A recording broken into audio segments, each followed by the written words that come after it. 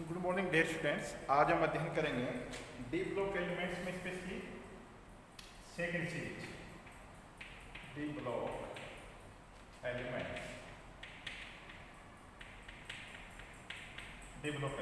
और D block elements में हम लोगों ने इससे पहले जो पढ़ा था उसमें electronic configurations, second atomic and ion pairs,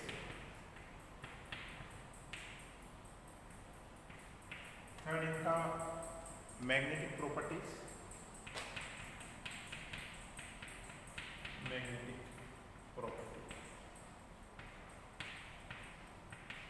और आज जो पढ़ेंगे स्पेशली वो है इनका एक तो है variable oxidation state.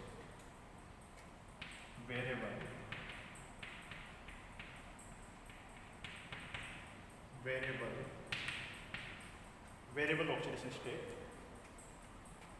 Fifth melting point and boiling point, sixth catalytic nature, और फिर लास्ट में लेंगे इनके कॉम्प्लेक्स फॉर्मेशन टेंडेंसी।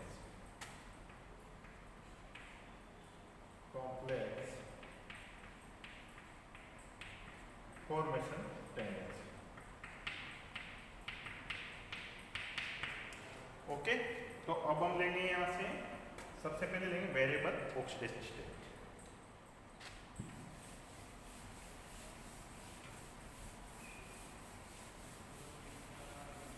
तो यहाँ पे वेरिएबल ऑक्सीडेशन स्टेट में हमने ये देखा था कि जो डी ब्लॉक एलिमेंट्स होते हैं और डी ब्लॉक एलिमेंट्स में जो फर्स्ट सीरीज होती है, तो फर्स्ट सीरीज में जैसे अपन स्कैंडियम से कहाँ तक चलते हैं, मैग्नीज तक चलते हैं। जैसा कि अगर अपन फर्स्ट सीरीज की बात करेंगे, first series scandium, titanium, vanadium, chromium, manganese, एमन, और आयरन, कोबाल्ट, निकल, कॉपर और जिंक। तो अपन ने देखा है कि यहाँ से और 25 यानी कि स्कैंडियम से मैग्नीज तक +1 से +7, ठीक है। इसके बाद में फर्स्ट डी जो ट्रांजिशन सीरीज है उसकी वेरिएबल ऑक्सीडेशन स्टेट क्या होती है, धीरे धीरे कम होती चली जाती है, ठीक है। कहने का मतलब ये है डी ब्लॉक एलिमेंट्स की जो फर्स्ट ट्रांजिशन सीरीज है उसका जो वेरिएबल ऑक्सीडेशन स्टेट होता है, they are showing to variable oxidation state, यानी कि वेरिएबल ऑक्सीडेशन स्टेट तो शो करेंगे लेकिन उनकी फर्स्ट यानी कि प्रथम ऑक्सीडेशन स्टेट से +7 ऑक्सीडेशन स्टेट तक वो शो करते हैं, ठीक है।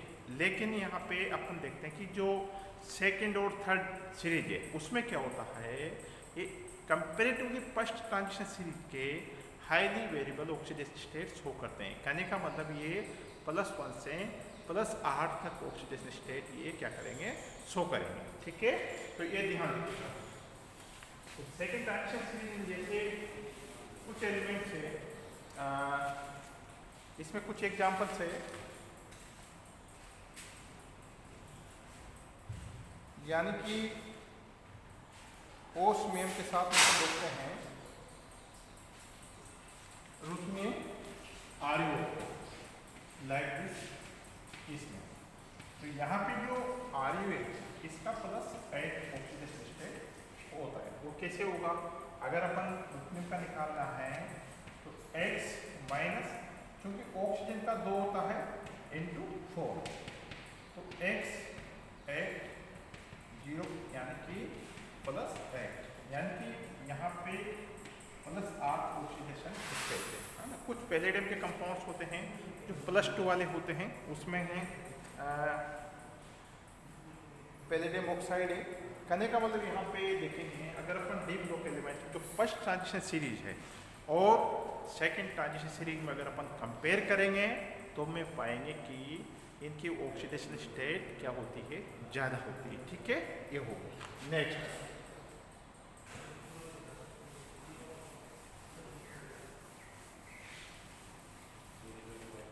नेक्स्ट इनका देखते हैं अपन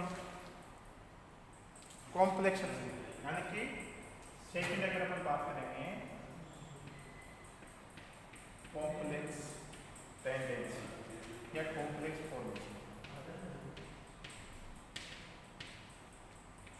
क्योंकि डी ब्लॉक एलिमेंट्स में स्पेशली जो अनपेड इलेक्ट्रॉन्स होते हैं, और दूसरा यूँ कर सकते हैं कि इनके पास में वैकेंट डी ऑर्बिटल होता है, या यूँ कर सकते हैं अनपेड इलेक्ट्रॉन अवेलेबल होते हैं। इस कारण से इनके जो कॉम्प्लेक्स टेंडेंसी होती है वो भी बहुत अधिक पाई जाती है। और यहाँ पे बहुत सारे ऐसे एलिमेंट्स हैं यानी कि जो कॉम्प्लेक्स टेंडेंसी होती है सेकंड सीरीज की, वो भी बहुत अधिक पाई जाती है। और इसमें देखा गया है कि यहाँ पे दो श्रेणियाँ बनाई गई है, जैसे कि अपन देखते हैं। पहले इसमें बताया गया है कि यहाँ पे दो प्रकार की श्रेणियाँ बनाई गई, उसमें एक तो फर्स्ट ए और सेकंड बी, है ना। तो ये कहा गया है ये समस्त तत्वों कई स्थायी संकुलों का निर्माण करते हैं। दोनों श्रेणियों के प्रथम चार तत्व कठोर अम्लों के साथ सर्वाधिक स्थायी संकुल बनाते हैं। इन्हें ए वर्ग और सेकंड वालों को बी वर्ग कहते हैं। कहने का मतलब जो फर्स्ट चार, जैसा कि मैं बताता हूँ आपको, यहाँ पे वाइट, जर्कोनियम और मोलिब्डेनम और टंगस्टन, ठीक है, ये हो गया। इनको ए सीरीज बोलते हैं, ठीक है। ए सीरीज क्यों बोलते हैं? क्योंकि ये इनकी जो टेंडेंसी कॉम्प्लेक्स फॉर्मेशन की, ये क्या करते हैं, हार्ड एसिड के साथ में क्या करेंगे, कॉम्प्लेक्स फॉर्मेशन करेंगे, ठीक है। इसलिए इनको ए सीरीज का नाम दिया गया है। दूसरा टंगस्टन के बाद में अपन देखेंगे रुथेनियम,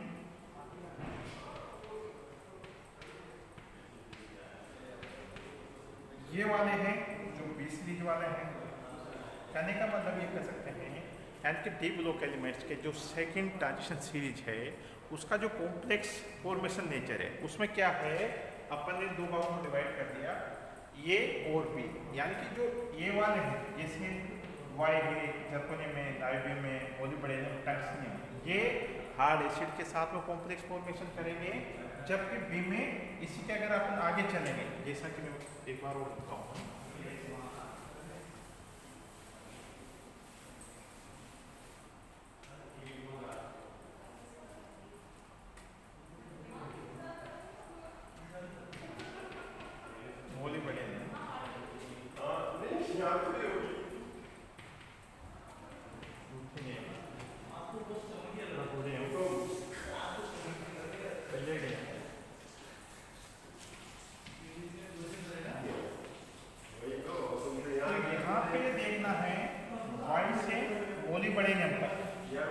मोलिब्डेनम तक क्या होगा, इनको अपन ने ए सीरीज ए नाम दे दिया, क्योंकि ये जो कॉम्प्लेक्स फॉर्मेशन करते हैं ये सॉफ्ट एसिड के साथ में करते हैं, सॉरी हार्ड एसिड के साथ। यानी कि इनका जो कॉम्प्लेक्स फॉर्मेशन होता है वो हार्ड एसिड के साथ में होगा, ठीक है। और इधर से फिर ये वाला, इनको अपन बी सीरीज बोलेंगे, क्योंकि ये सॉफ्ट एसिड, ये तो हार्ड एसिड के साथ में कॉम्प्लेक्स फॉर्मेशन करते हैं, बी वाले सॉफ्ट एसिड के साथ में कॉम्प्लेक्स फॉर्मेशन करेंगे, ठीक है। तो ये ध्यान रखिएगा। कहने का मतलब यहाँ पे हार्ड एसिड के साथ में कॉम्प्लेक्स फॉर्मेशन टेंडेंसी पाई जाएगी, जबकि टंगस्टन के बाद में यहाँ से आगे चलेंगे तो बी यानी कि सॉफ्ट एसिड के साथ में कॉम्प्लेक्स फॉर्मेशन टेंडेंसी इनकी पाई जाएगी, ठीक है। देखो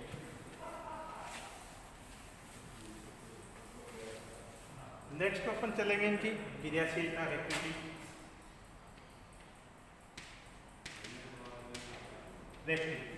यानी कि क्रियाशीलता क्या होती है, तो dear student, D block elements showing the highly reactivity because having two unpaired electrons.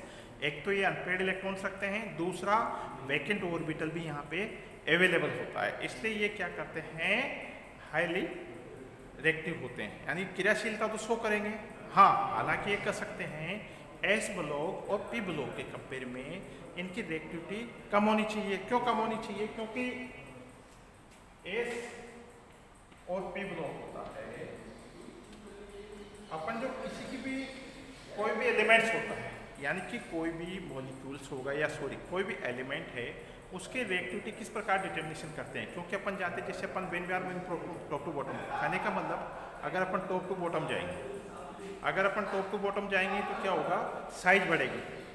यानी अगर टॉप टू बॉटम जाएंगे, टॉप टू बॉटम आर का मान बढ़ रहा है, आर का मान बढ़ रहा है तो क्या हो जाएगा, साइज बढ़ेगा, साइज बढ़ेगा तो क्या हो जाएगा, रिएक्टिविटी बढ़ेगी। ठीक है, अगर अपन टॉप टू बॉटम जाएंगे आर का मान बढ़ेगा, ऊपर से नीचे जाएंगे साइज बढ़ेगी, रिएक्टिविटी क्या हो जाएगी, बढ़ जाएगी। ठीक है, इसी प्रकार से ये देखा गया है कि जो एस और पी ब्लॉक होते हैं, एस और पी ब्लॉक एलिमेंट्स है ना, उनकी रिएक्टिविटी क्या होती है, ज़्यादा होती है।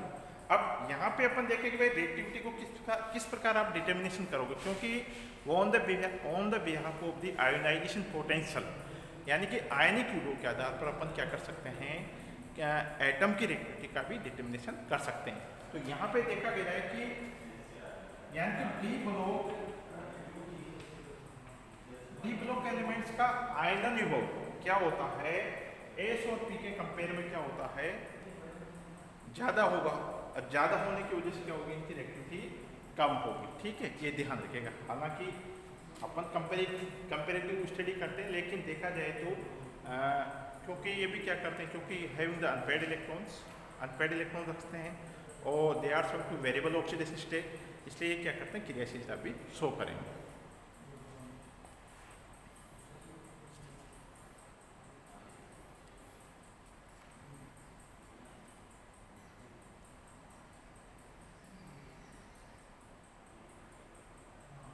अब अपन बात करेंगे melting point and boiling point.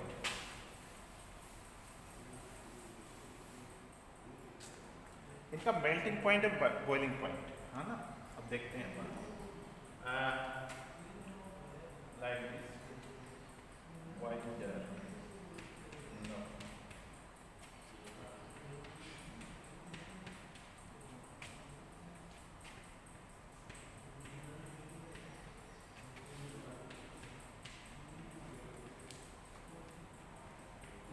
यहाँ देखते हैं वाई का जो है 1520, लाइक जर्मनियम है 1857, नाइट्रियम का अगर अपन देखेंगे तो 2468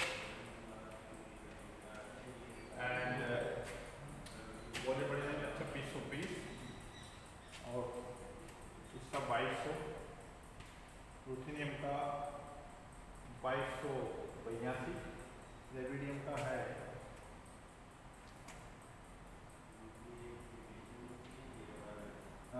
रहोडियम का है 1960 और पैलेडियम का है 1532 और सिल्वर का देखिएगा 961 और 321। ठीक है, इसी तरह से अपन ये तो सेकेंड सीरीज और अपन थर्ड सीरीज देखते हैं। थर्ड सीरीज में चलेंगे अपन लेंथेनाइट, HF, टेंटलम और टंगस्टन, कुछ के लेंगे, टंगस्टन के ले लेंगे और इधर मरकरी का 12 इसका -39 और टंगस्टन का सबसे ज़्यादा है। टंगस्टन का करने का मतलब होना चाहिए 3300 और यहाँ पे 920। यहाँ पे जो डाटा है, कहने का मतलब इनका मेल्टिंग पॉइंट और बॉइलिंग पॉइंट की जो डाटा है वो देखेगा। यहाँ से अपन चलेंगे ट्रेन से, जैसे जैसे क्योंकि जनरल ट्रेंड क्या होता है, मेल्टिंग पॉइंट बॉइलिंग पॉइंट को भी अपन किसके आधार पर एक्सप्लेन कर सकते हैं, on behalf of the ionization potential के। क्योंकि अगर पीरियडिक टेबल के अंतर्गत अपन क्या करेंगे, लेफ्ट टू राइट चलेंगे। अगर अपन लेफ्ट टू राइट चलेंगे तो क्या होगा, साइज छोटी होगी। साइज छोटी होने की वजह से क्या होगा, क्योंकि साइज छोटी होती है और न्यूक्लियस चार्ज बढ़ता है, इसलिए इलेक्ट्रॉन को निकालना आसान नहीं होगा।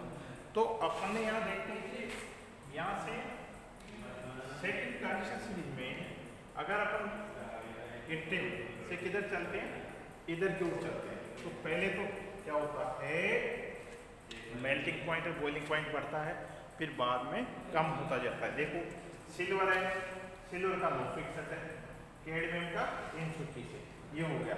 और सबसे मजे की बात ये होती है, आपने देखा होगा कि थर्ड ट्रांजिशन सीरीज में जो टंगस्टन होता है, टंगस्टन का मेल्टिंग पॉइंट क्या होता है, सबसे ज़्यादा होता है, ठीक है। और वन ऑफ द इम्पोर्टेंट बात कि टंगस्टन का जो मेल्टिंग पॉइंट और बॉइलिंग पॉइंट ज़्यादा होने की वजह से इसको क्या करते हैं अपन बल्ब के फिलामेंट में यूज करते हैं, ठीक है।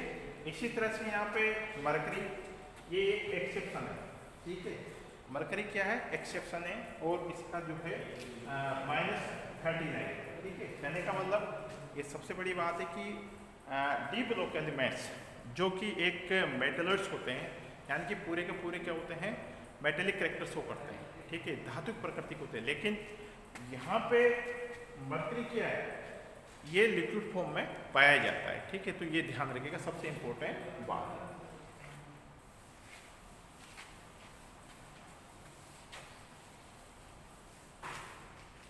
नेक्स्ट,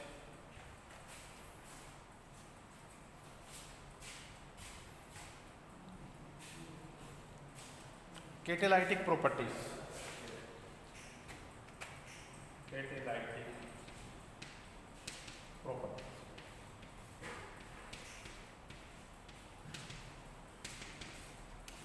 अब डी ब्लॉक एलिमेंट्स की जो है, क्योंकि डी ब्लॉक एलिमेंट्स क्या करते हैं, अनपेड इलेक्ट्रॉन रखते हैं, ओके, और इनकी साइज छोटी होती है, इस वजह से क्या होते हैं, ये कैटालाइटिक नेचर भी शो करते हैं। अब कैटालाइटिक नेचर में कौन कौन से होते हैं, जैसे पैलेडियम है, अपन ने देखा था पैलेडियम है ना, पैलेडियम का यूज किया जाता है, ठीक है। इसके अलावा और भी है कुछ यौगिक है, जैसे पैलेडियम है, हाइड्रोजनेशन है ना, हाइड्रोजनेशन में यहाँ पे जैसे फिनोल है, लाइक दिस, और पैलेडियम की उपस्थिति करेंगे तो क्या हो जाएगा, साइक्लोहेक्सेनोन, लाइक इस तरह से ये हाइड्रोजनेशन के रूप में यूज किया जाता है। और सेकंड पैलेडियम क्लोराइड PDCl, इसका उपयोग किसमें किया जाएगा, वाकर प्रोसेस, वाकर प्रोसेस या walker process, walker process. Walker process क्या होता है, ये कई बार पूछा जाता है, इसमें देखिएगा, इसको अपन पूरा रखेंगे, यहाँ पे है C2H4 लाइक दिस, ये हो गया, और H2O प्लस PDCl, ठीक है। और इसका जो फॉर्मेशन होता है CH3 CHO और 2HCl और पैलेडियम।